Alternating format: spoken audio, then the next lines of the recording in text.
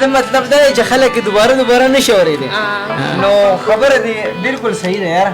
او د ای آی چې کم دور دی نو هغه هم یو څیز پیک ته ورسي هغه بیا وروستو خامخا لاندې راځي نیازلي وایي زه هم برخېږم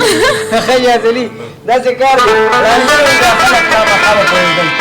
نو دا اورېدي نه بس بیا راځو چېرته هم مزه یې کوي نو بس د عیش آفتاب په اواز باندې صحیح ده چې دی اوجړوي هغه به د یار وي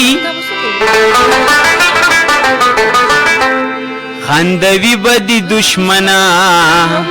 دشمن چې ټاک مکار وي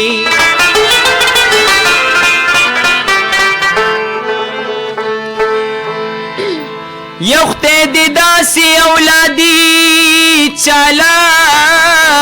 ورنکی یا په زبان کی چی بدخویا بد کردار وی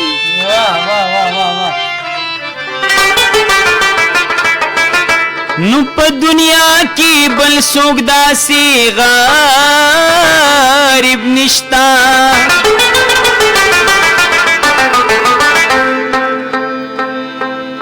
یا چې قسمت د خسرو پرنګ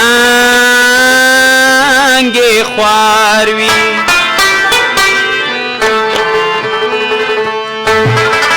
یړاند نو د خلق خامخا بپویدل لاند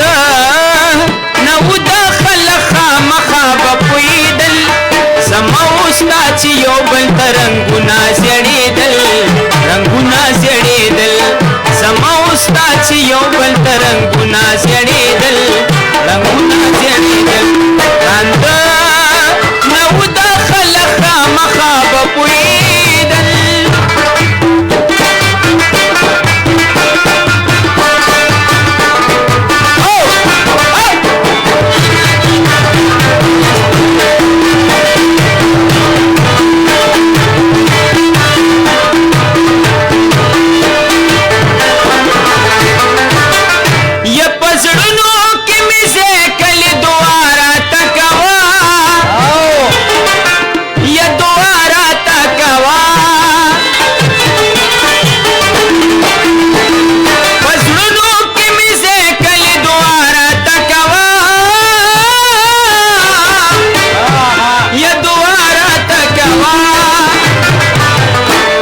زمان د مین توب نه مخکې چادر ته کتل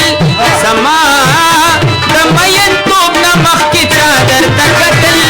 زما ستا چې یو بل ته رنګونه زړېدل زما ستا چې یو بل ته رنګونه زړېدل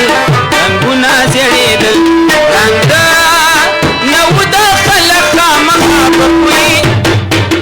در پسی گرزم پاگل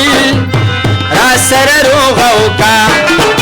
او در پسی گرزم پاگل را سر روغو کا بیا می تو بدا خویو سلا را سر روغو کا بیا می تو بدا خویو سلا را سر روغو کا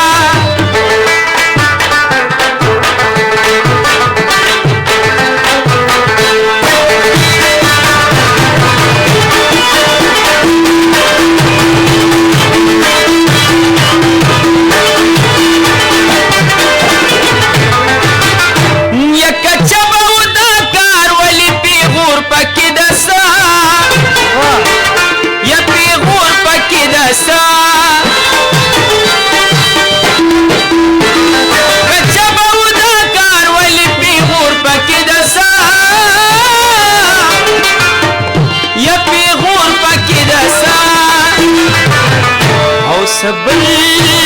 چاته خونه خپل جانان ته می جړل سبل چاته خونه خپل جانان ته می جړل زما استا چې یو بل رنگونه زړېدل انده نو د خلق خامخا بپویدل